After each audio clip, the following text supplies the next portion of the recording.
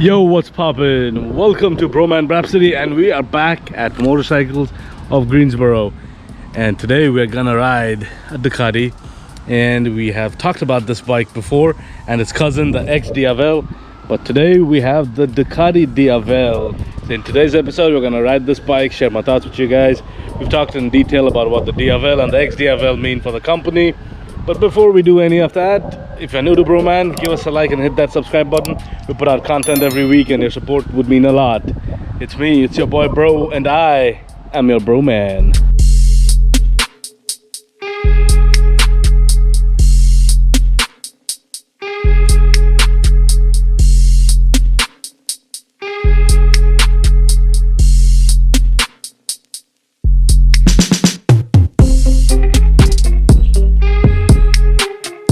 We're gonna start this off with a quick walk around. So up in the front we have the headlamp.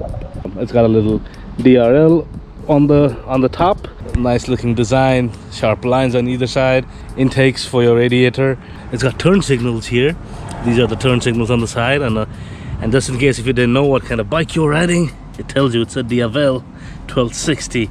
I love this like deep cut of the seat, and you have a little passenger seat on the side, on the back, and then this is a little thing for the passenger to grab onto. If you don't want it out, you can push it back in. So this is a Diavel, so it's a chain drive. Your adjustable suspension in the back. It's got the big 240 cross-section tire.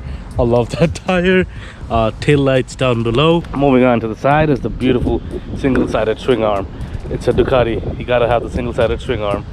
Exhaust comes down below, and then underneath that is your L-twin. You can see the shape of that L-twin right there. This motorcycle has a 27-degree rake angle. What's the rake angle, you ask? We'll draw a perpendicular from the steering mount for the fork tube. That angle is your rake angle.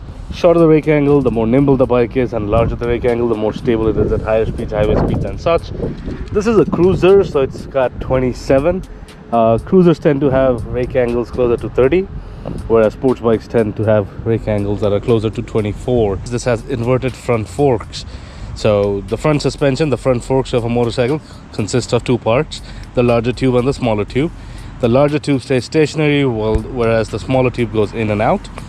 In most motorcycles, cruisers especially, you have the larger tube down below and the smaller one on top. But here it's the other way around, the larger one on top and the smaller one down below. That gives your steering column more rigidity and as you throw the bike around. Now let's take a look at the handlebars and controls of this motorcycle. Beautiful mirrors on both sides. So on the right hand side you have your power button here, kill switch, starter, and on the left side you have the passing lights on top. To activate high beam, just push it out. Then you have your hazards. These are for controlling your menu and toggling through the menu. Cruise control, turn signals, and horn down below. This bike has keyless ignition, so there are two ways you can do it. You can either turn it on from here. You see that little key looking thingy, you can twist it, or you can hit the power button over here. So if you hit the power button, this little screen pops up, get the Ducati logo, and there's another screen on top with the warning lights or the lights over here. The fuel light, check engine, stability control, ABS, high beams, and cruise control. Then you have this little screen down here. Here you have your tachometer, speedometer, which riding mode you're on. We're in neutral, so no gear. Side stand on, total miles, average speed, and your fuel gauge and the time. Press and hold the menu button. You're gonna see this comes up, and there's a bunch of things you can select. You have riding mode, info mode, lap, pin code, tire calibration, backlight, date, clock, info service, unit settings, turn indicators. Make a selection, just hit the menu again. We just got back to our main screen. Now on the main screen, if you hit the up or down button, this should change your menu here. Yeah, now you get average consumption, outside temperature, trip time, average speed. Go back to that, and if you hit the button, toggle button for up, it'll change to trip 1, trip 2, fuel range, and total miles. Pretty cool. The front suspension is adjustable as well, so there's that. Now that we've looked around the bike, we know what time it is. It's ride o'clock, so let's go.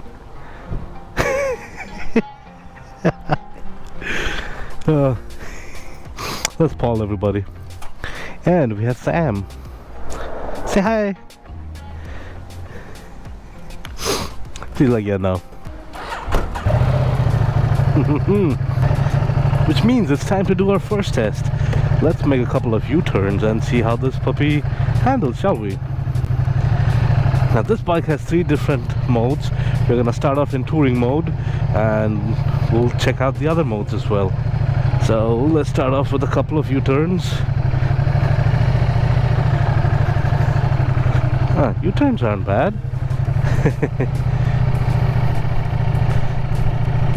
Yup. No problem. Nope, no problem whatsoever.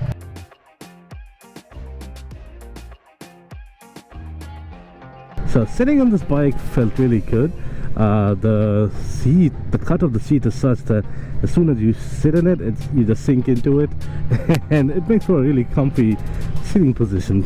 Not gonna lie. My legs are not bent weirdly. I'm pretty comfortable. The handlebars, I don't have to reach out for them. They're at this nice neutral location. Just get on and ride. I like the seat, man. It's quite comfy, and yet it gives you enough room to switch your weight from side to side and do this. And it is a cooler day today. I think we have temps in the 60s, so that brings me to wind protection. Wind protection there isn't much of.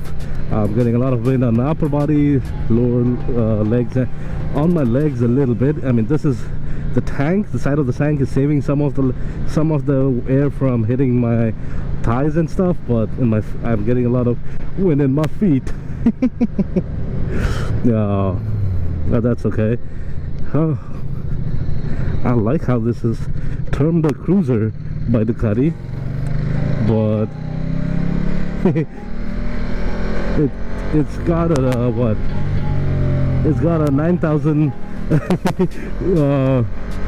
The red line is at 9,000 revs, and it's supposed to be a cruiser. Now this is putting out about 152 or 160 horsepower. That's a lot of horsepower on a bike. And let's check out the brakes. Brakes. Brembo brakes never fail. Well, I am 5'10" with a 31-inch inseam, and when we are stopped, I can flat-foot it very easily on both sides. This is a low bike. Alright, green, so let's go!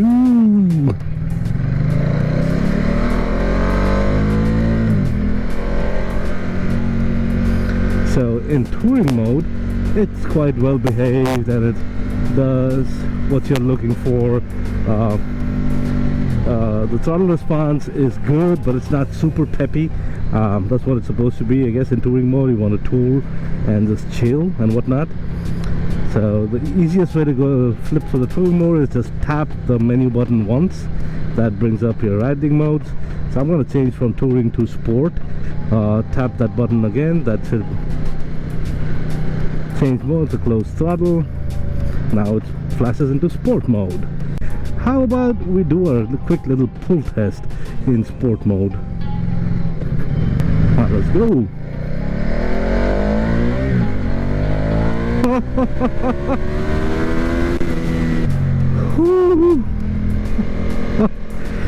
Holy. Oh wow. Wow. So when I was talking to the professor before filming, we were talking about the shape of the seat being cut like a U, and I was like, why? Is it because they want them to sit low? It's like, no, it's so that when you're pushing it, the bike doesn't fly from underneath you.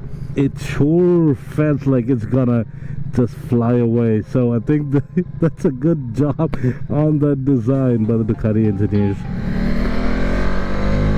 Sport mode is bonkers, man. Sport mode is bonkers. But just by having that chain instead of a belt on a motorcycle, I think that gives it even more. Like all sports bike have a chain drive, so that gives that more. That gives it that rawness and that power and that acceleration that you get out of it. So that's, you don't lose a lot of power or a lot of energy in transferring it from the crank to the wheel. So yeah. Woo. Sport mode was fun. Alright, so let me go ahead and try out the one mode we haven't tried, which is urban. Oh no. So I'm gonna go put it in urban mode. Let's see what urban mode is. So in urban mode,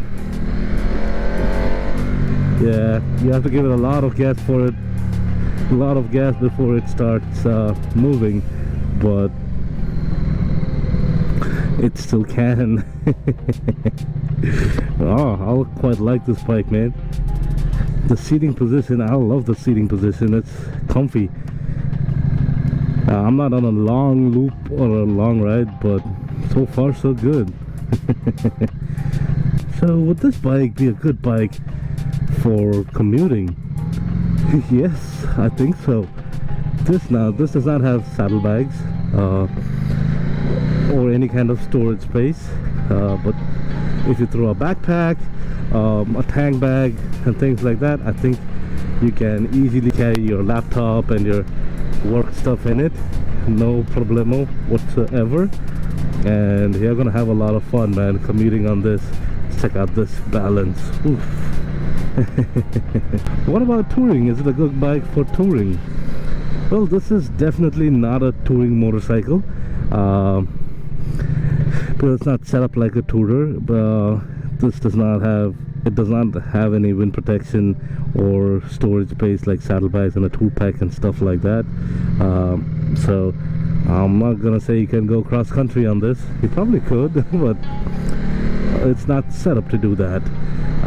But you could easily do a few hundred miles on this very comfortably if you have a backpack or a tank bag or some sort of bag for your stuff. It's comfy enough, and you should be good doing that. Now, is this a good bike for beginners? Absolutely not. Absolutely not. I don't think Ducati makes any good beginner bikes. Oh, well, let me take that back. Except for maybe the scramblers, like the 400s and 800s. Yeah, those are good beginner bikes, but this definitely not. With all the power that it's putting out, no, not a good beginner bike at all. And it also costs a pretty penny. There's that. You don't want a beginner bike that costs you a pretty penny, puts out the kind of power it does, and drop it or wreck it and then have to fix all of that. And insurance is gonna be high for Ducati anyways. So as a beginner, nope. Neep, neep, neep, neep. But what about the cost of ownership?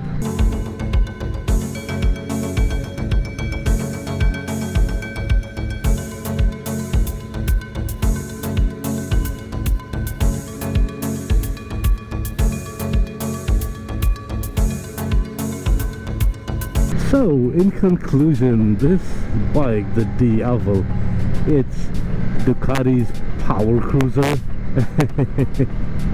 It puts out a whole lot of power. It gives you some cruising ability. You can cruise around. Now, mind you, you won't be cruising around going at very slow speeds, because you want to go fast on this bike. But it's a Ducati. Of course it's a Ducati. Of course it wants to go fast. You wouldn't expect performance out of a Ducati now, would you?